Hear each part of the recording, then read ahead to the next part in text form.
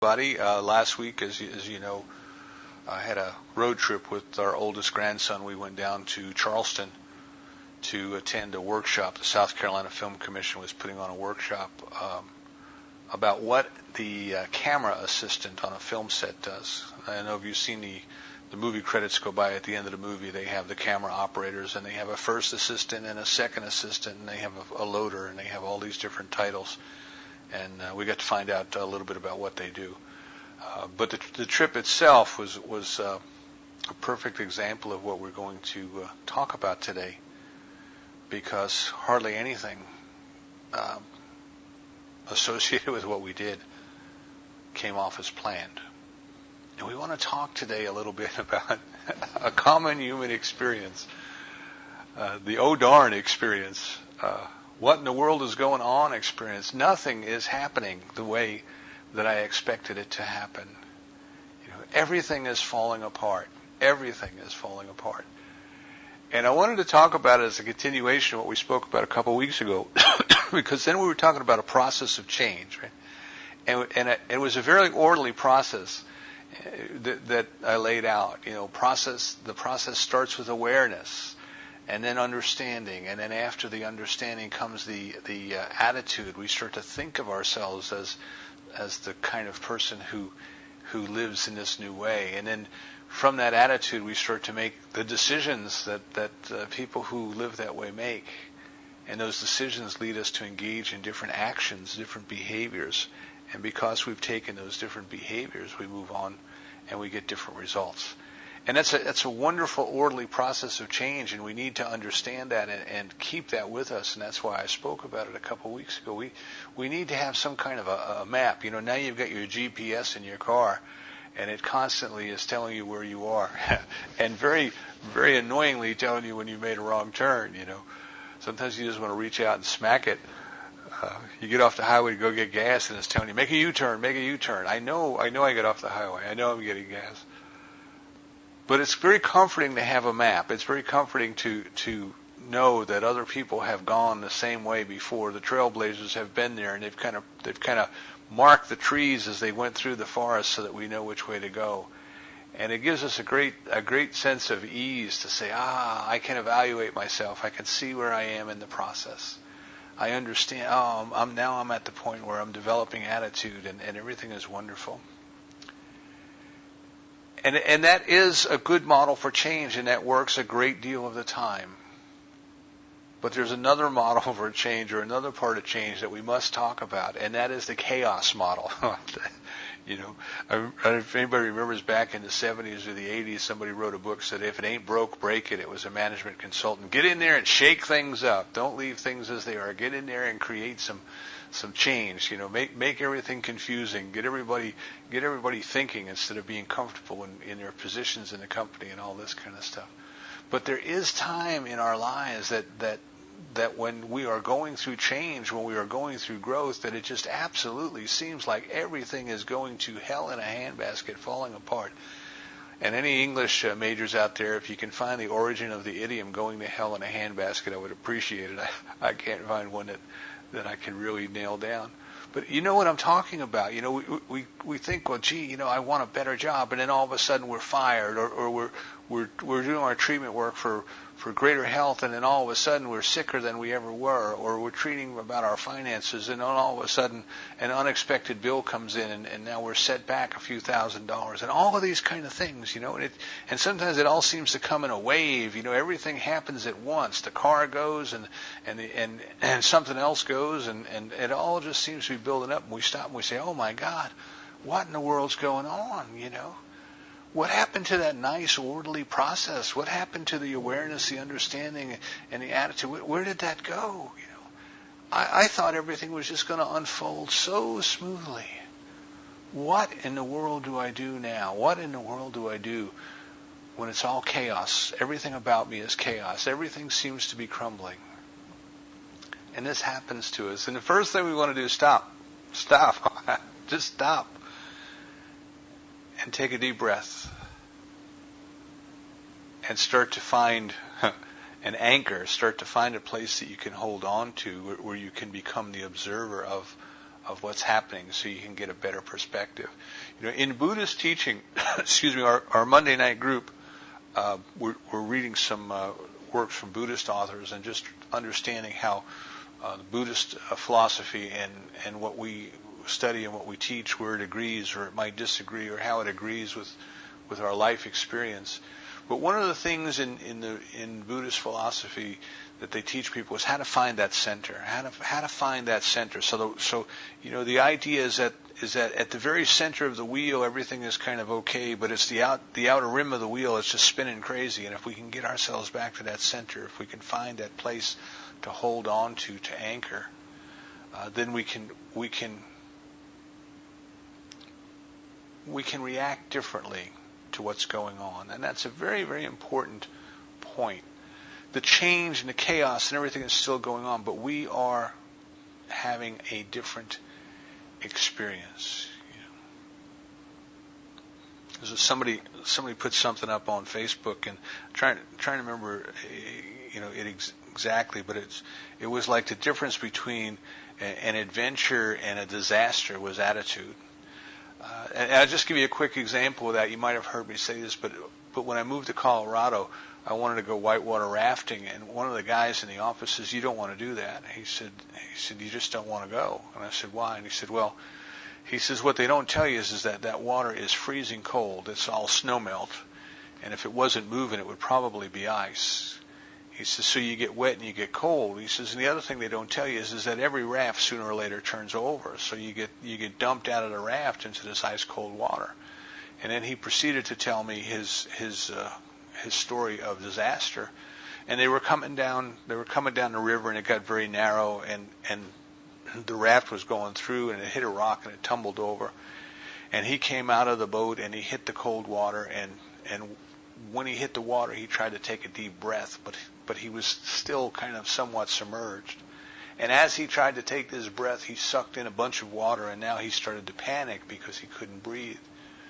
And the river was still tumbling him, and he was going down. It wasn't very deep, and he was hitting rocks on the bottom of the river, and he was coming back up, and he could see the water churning above his head, and he thought he could get close enough to take a breath, and every time he would get close enough, he would try to take a breath, but suck in a big breath.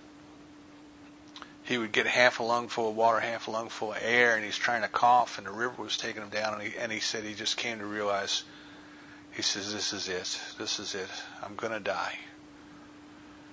And he said it seemed funny because he had just paid $150 to go on this rafting trip, and essentially felt that he had paid $150 to die.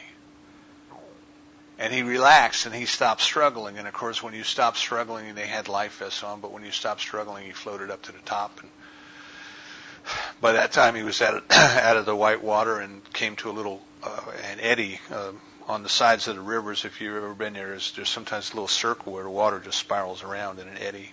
And he got caught in one of those, and he was just going around in a circle, and he was able to reach up and grab a branch. And he started to think about the friends that he had been with, that had been in the raft. And he said, my God, he said, I was so lucky to survive, but everybody else was surely dead. And how was he going to go back down to Denver and tell the families of the people there that he was the only one who survived? This was all going through his head. And he looked up the river, and he expected to see the bodies of his companions floating down the river. And instead, what he saw was one of his friends who had a waterproof camera, and he's bobbing around in the water, and he's going, woohoo, woohoo, and he's taking pictures of the water splashing everywhere and being tossed around. And it's always stuck with me as a perfect example. One person had a near-death experience and thought it was absolute disaster, and the other person was just having the time of their life. So if we can find that anchor while we're in the middle of chaos, we can have a different experience, even though the circumstances are much the same. Even though the river is still tumbling and tossing us around, we can either have a wonderful, adventuresome experience, or we can be terrified of it. So in the Buddhist teaching, what they teach people is how to find the center. And what they teach them is in the most difficult times, if you're really having trouble, and I know in our society, everything is so busy and we've got so much going on, and we can't just seem to find that center that we're seeking. We want that peace. We want to be able to find that quiet. We want to be able to isolate ourselves from the busyness. Right? We live in a society that celebrates busyness or glorifies it. And what they teach the adherents in some of the Buddhist schools is the first thing to do if you can't get centered is find your mantra. Now the mantra, of course, is like a word or a phrase that you chant. And there's no magical powers. It's not like abracadabra or something like that. It is a positive word that helps you to get your mind focused. So for the Buddhists, of course, it's going to be in a different language. For us, it might be something like love. It might be something like peace. Or my favorite one is God is all there is. God is all there is. But something that we can repeat, something that we can chant, something that we can sing to ourselves that helps us to get our mind off of everything that's going on around us and to just bring ourselves back to the truth of this word or phrase that we were affirming. God is love. God is peace. God is power. And once we can get ourselves centered enough to focus on the mantra that we can start to shut down the chaos that's around us, then we can start to concentrate on our breathing, our basic breathing meditation. Just become aware or mindful of the breath. Breathe in, breathe out. Breathe in, breathe out. And this is so powerful. This is such a powerful technique. We once had a lady in one of our classes who was a critical care nurse in a hospital, and she spent a good portion of her working day dealing with people who were very ill, in a great deal of pain, or in the process of dying, or maybe all of the above. And she was telling the class one time that she knew these techniques that I'm talking of, and if she had someone come into the critical care unit who was Buddhist, she would always ask them, well, what is your mantra? Each person had a personal mantra. Just like I said, mine, is God is all there is. And she knew that if this person got in a great deal of pain, even though they might be in the last few hours of their lives, even though they might be struggling with the pain of a terminal illness, that if she could get with that person and just hold his or her hand and start chanting the mantra, that the person would understand that what they needed to do was to get themselves back to center, to find that anchor, to go back to that anchor, to get in there and to get themselves to the point where then they could gain enough awareness and control that then they could start to focus on their breath. See. And by getting their attention onto the mantra and then onto the breath, they were able to find some peace, some quiet. And even though the physical circumstances might remain the same, they were still existing in a body that was dying, that was experiencing a lot of discomfort. They could eliminate the suffering. They could move away from it. So if we find ourselves in a state of chaos, if we find ourselves in a state of confusion and everything seems to be going wrong, and we ask ourselves, well, what in the world's going on here? First thing we can do is we can find a way to bring ourselves back to center.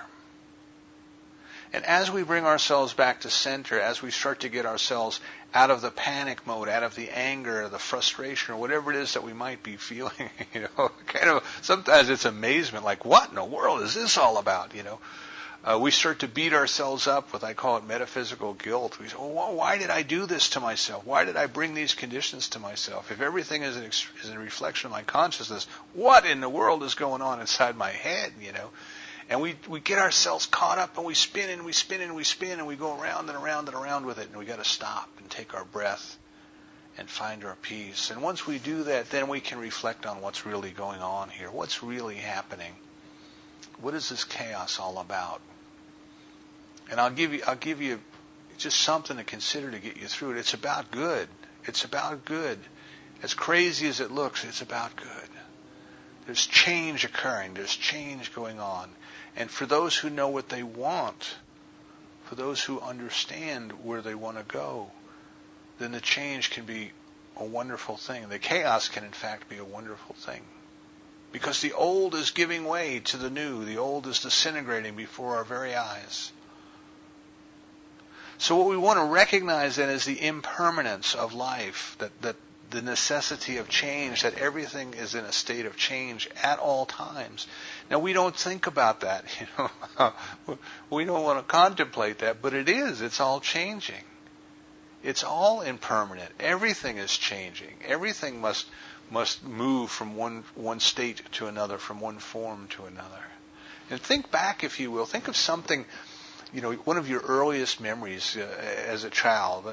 I know most of us, if not all of us, learned to ride a bike when we were kids. And you remember what it was like the first time that you got to ride a bike, a two-wheel bike without the training wheels? Remember what that was like, the thrill? Can you remember where you were, what you were doing, who was with you, who was pushing you along on that bike? Can you remember perhaps the first time you were able to swim on your own, and go from one side of a pool to another? Or the first day you went to school, grade school, maybe kindergarten. The first day that you went to high school, or the first day you went to college. Maybe you were in the service. Do you remember taking your step forward, swearing to uphold the Constitution? The day you got married? There are certain milestones in life that we remember as we go along. And I want you to look back now and realize that that small child that learned how to ride the bike or how to swim, that small child is gone. Not here anymore. Doesn't exist. The one who set foot in kindergarten or grade school or high school or the service, or perhaps your first day of work, the one who got married, all of these different things, those people don't exist anymore. They're not here anymore. They're gone because everything is changing. See, that little body that you had when you learned how to ride the bike or swim, that body is long gone. It's turned into dust. Right? They say every 2 years, everything in our body changes, including the bones. That little body that we had when we were children is completely gone. It's not here anymore. The bicycles we learned how to ride are a long time ago gone to rust and sent off to the junkyard to be recycled. At least mine was. Even the person who pushed us, I remember it was my mom who pushed me, taught me how to ride a bike. She's gone. The road that I learned how to ride on, it's been repaved, maybe 4 or 5 times at least in the last few years. Since I learned how to ride a bike. The house that we lived in, we don't live there anymore. Everything is changing. You see, everything is impermanent. Everything needs to go through change because that is the very nature of life itself. That is the way life is. Now, what has not changed, you see, is that we were there. The physical things have all changed. But there's an essence of who and what we are, our consciousness, our spirit, our soul, that has not changed with regard to the fact it's not gone. It's still here. Okay? So we are the observer. We are the witness. We are the participant. We are the one who was there at the time experiencing those things, but those things are gone. Those things have passed, and yet we have moved through them. And we go through a tremendous amount of change in our life, and we never even think about it, right? But the moment is here and the moment is gone. But there's always a moment here. And we're being in that moment, we're living in that moment, and everything about us is changing around us. So we want to recognize then that life itself is impermanent. Life must change. But we as the observer, we as the witness, we as the consciousness that is participating in that, we are still here. And we shall always be here. A different here, but we're always going to be here somewhere. So our body will die, but our consciousness will continue on. There will always be a here for us. There will always be an experience for us. Life is impermanent. We need to really get comfortable with that idea. Life is impermanent. So there's a couple things about this change that I wanted to talk about. We want to consider what does it have to do with our growth, see? And one of them is the change typically occurs so slowly that we don't even notice it. Now, I'll give you an example. Suppose you went for a walk on a regular basis and you walked through a little trail that went through the woods. Here in Rock Hill, they've got a beautiful trail that runs alongside the Catawba River. And it's lined with trees and vegetations, all about, and you can see through them. You can see down to the river. You can hear the river flowing. Now, you're going for your walk every day on your trail, and you start to become familiar with the different trees and where they are. And, there's a bend in the trail, there's a hill in the trail, and right there's a big oak tree. And you might go a little bit further, and then maybe there's a dip in the trail, and right there's a big poplar tree. And you start to become familiarized with your surrounding. It's almost like you know every tree. It's you can tell if they remove the milepost from the trail, you would know exactly where you were because you know the trees, and you know the dips, and you know the bends. And one day you're walking down the trail and you notice that one of the trees that you used to use as a way marker, one of the trees has fallen. It has toppled over and it's laying there in the woods. And you think, oh, that's a shame, I used to really look forward to seeing that tree every day on my walk, but now the tree has fallen over. And you go back and you walk your trail, and maybe for the next 4 or 5 times that you walk the trail, when you come to that place, you say, oh, yeah, the tree fell over. Yeah, I've forgotten about that. That's a shame, that tree fell over.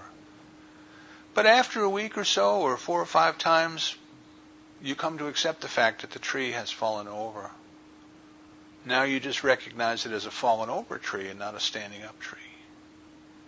And over the years, you start to notice that the bark falls off the tree and the wood becomes exposed, and you can start to see where the insects get in there and they start breaking the tree down. And if you walk that same trail long enough, the tree disappears. Where the tree was is gone. It's all overgrown with new vegetation. Perhaps even new trees started to come up from the trunk that had fallen down.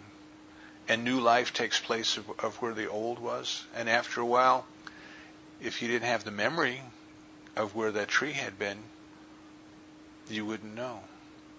It happened so slowly, so gradually that you never thought about it much. You just kind of accepted it. So what happens to us in our life as we go through life is many times the change just takes place so slowly that we don't stop to think about the fact that we're changing. Second thing that happens is if we're in control, or if we feel like we're in control of the change, it's not so much of a problem for us.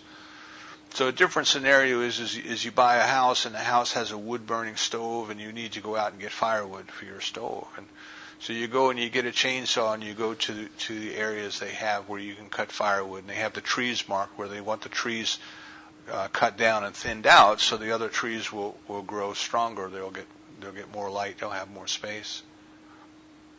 So now you go in there with your chainsaw and you start to make your cuts, and you drop the tree where you want to drop it, and you start to trim the limbs off of it, and you go down and you start to cut that tree up into logs that are just the perfect size to fit into your wood-burning stove, and you take those logs and you put them in a wood splitter, and now you have firewood to stack and let it season so that you'll be able to burn it. Cutting the tree down was a deliberate act. Cutting the tree down was something that you had complete control of. It wouldn't upset you a bit because that was your purpose. That's why you were there.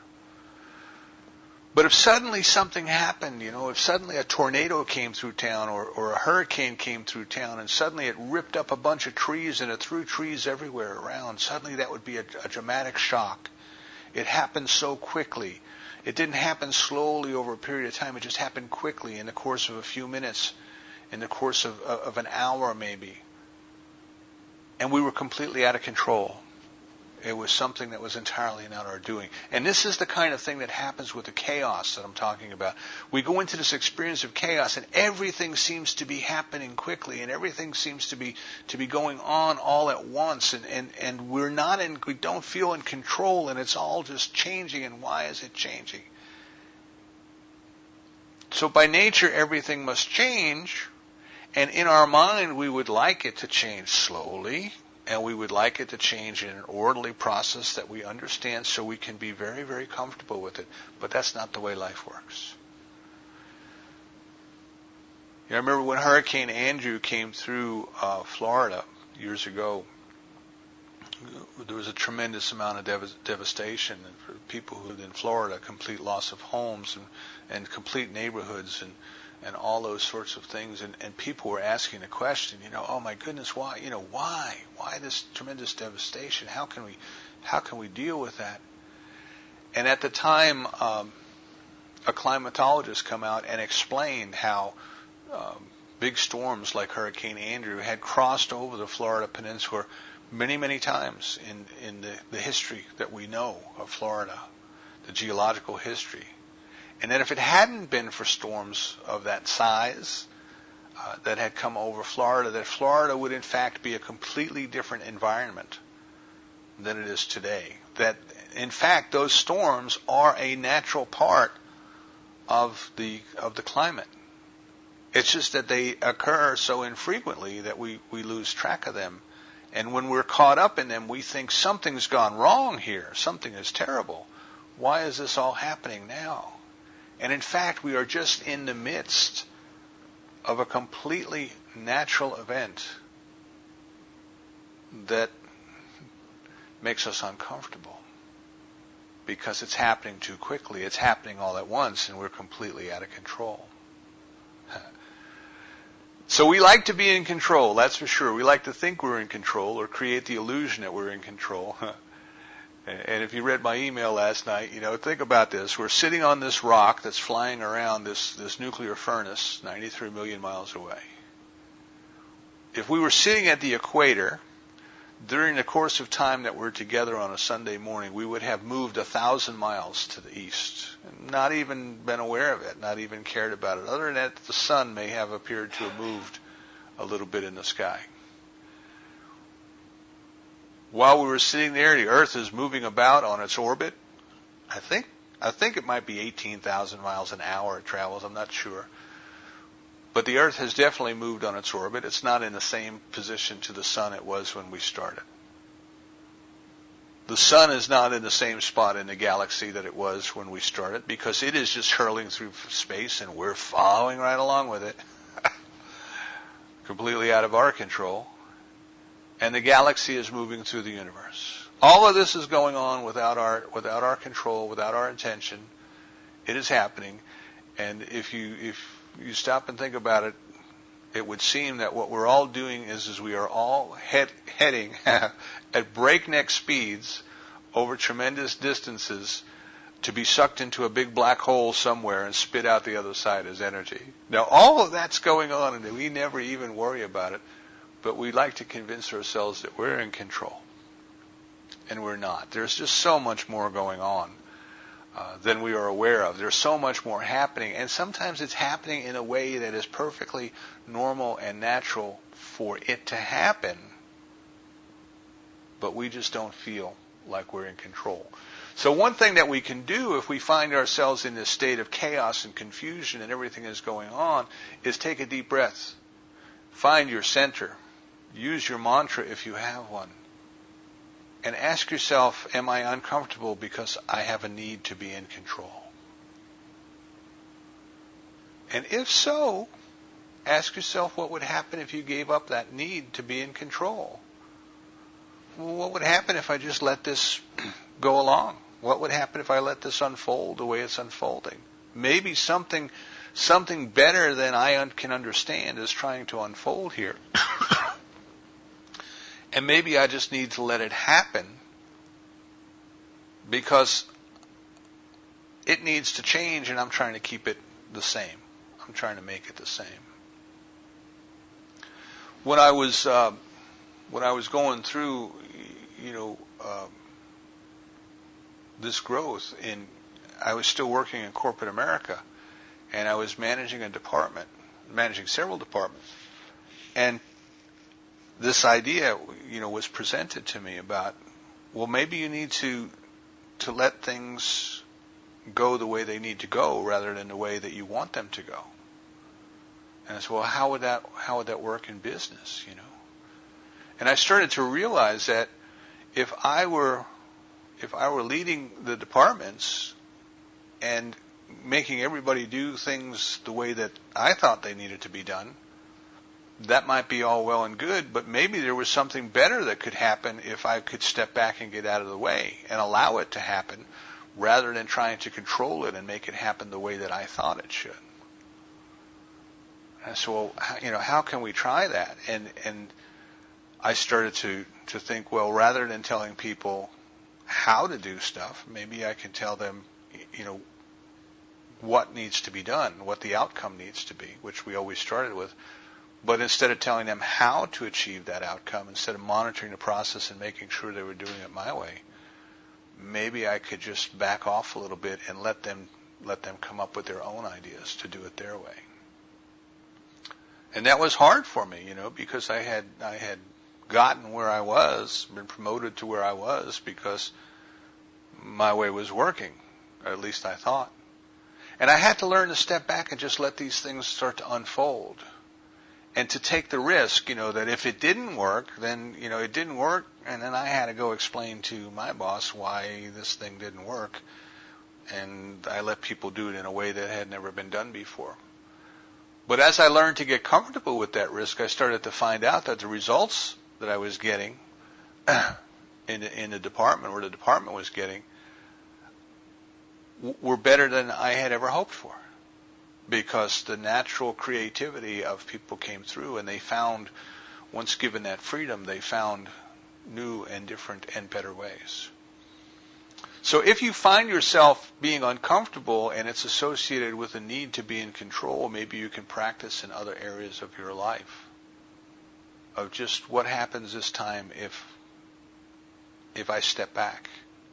What happens this time if I let things go a different way, let other people make decisions, and I just go along with them and just see what happens? And we can start to learn to be comfortable with the fact that we don't always have to be in control. Now, the other thing that we can do is we can trust. We can trust. See, we trust the fact that the earth is rotating okay and it doesn't need our help. And not a darn thing we can do about it. It's going to turn, no matter how much we push against it, it's still going to turn. There's a greater intelligence at work here. There's a greater power at work here. And what we want to recognize is that life is about change. And that you and I, when we do our spiritual practice, when we do our treatment, what we are doing is we are setting into motion a law of change, is what we are doing. Because if we want to experience something different in our lives, then we must have a change. And that change must come from within. Everybody would just love the change to be out there. They would like everyone and everyone else to change. My world will be okay when everybody else just does what I want them to do. That's kind of the mindset that our society has. But you and I know that the only real change that we can have must be a change of our consciousness, a change within.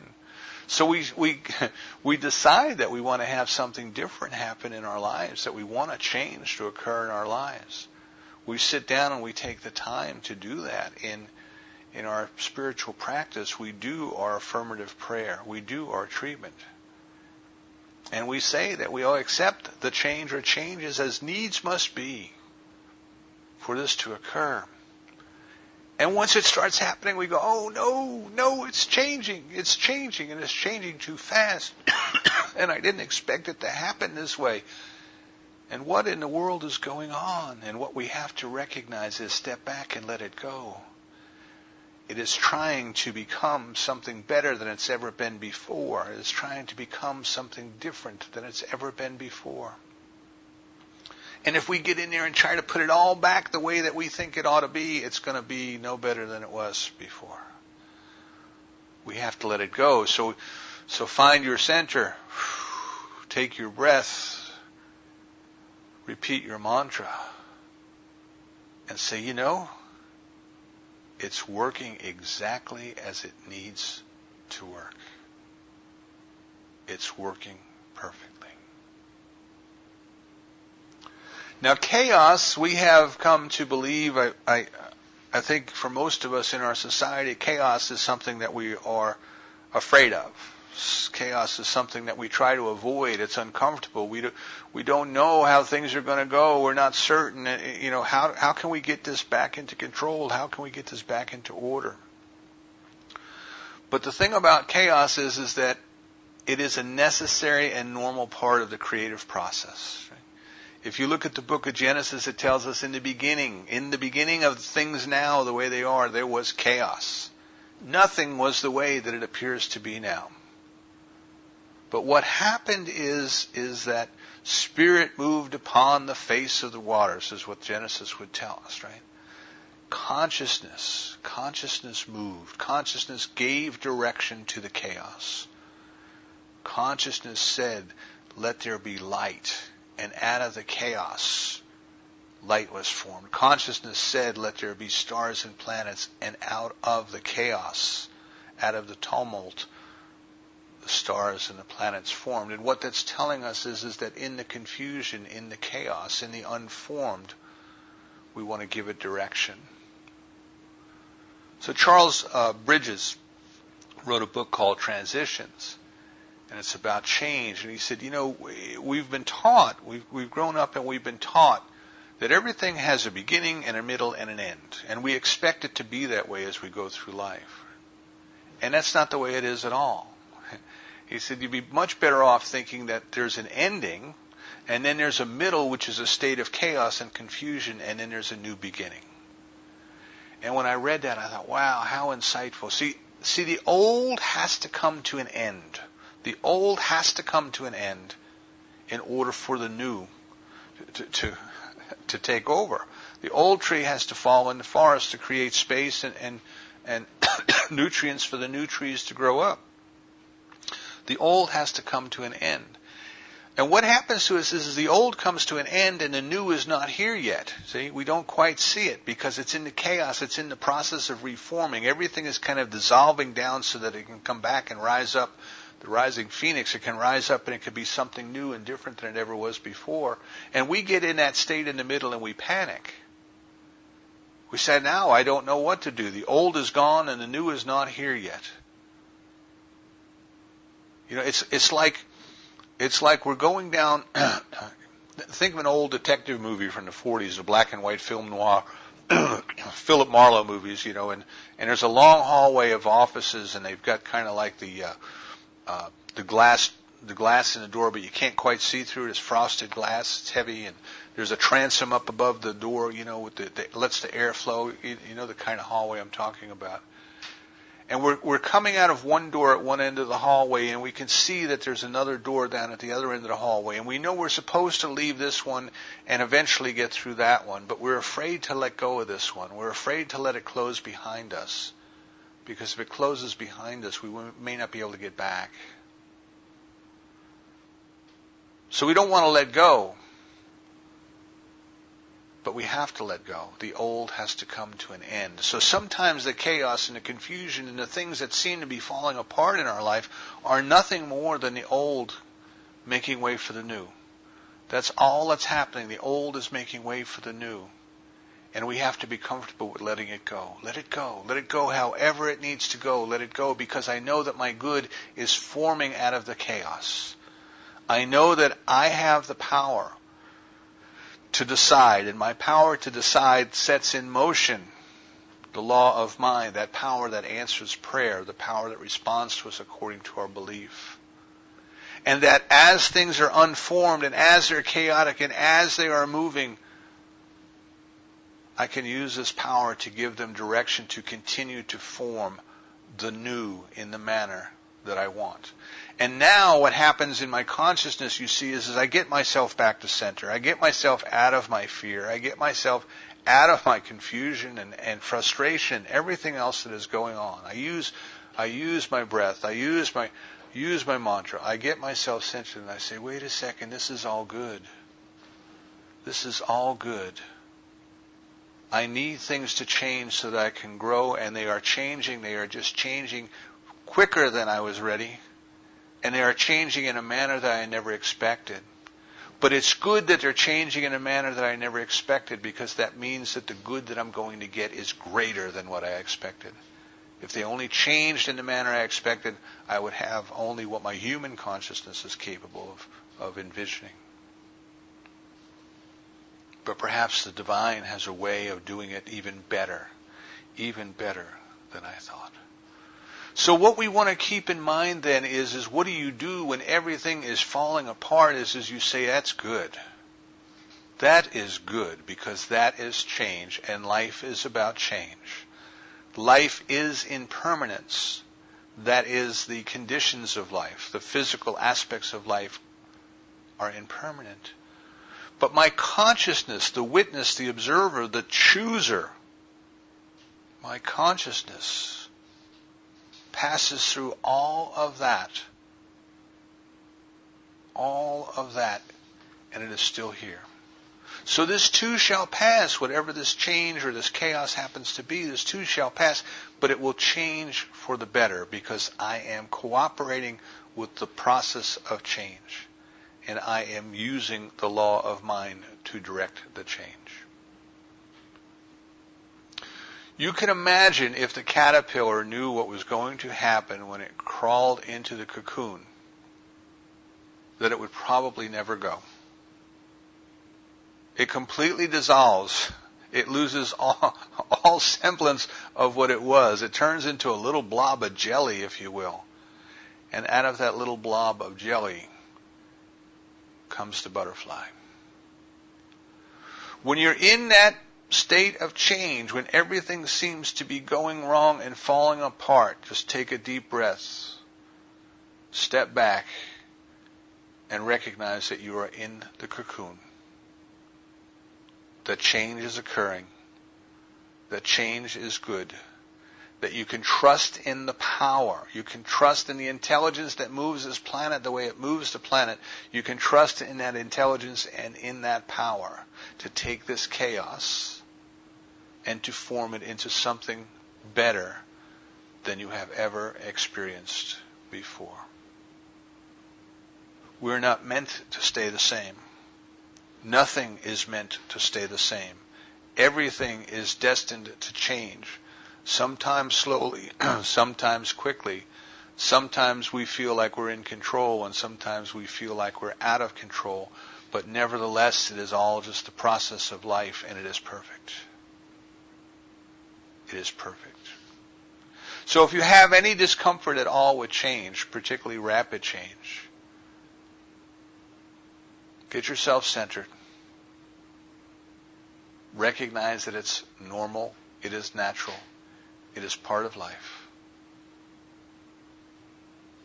Decide what you want to experience at the end of that change. How do you want it to be different? Do your spiritual practice.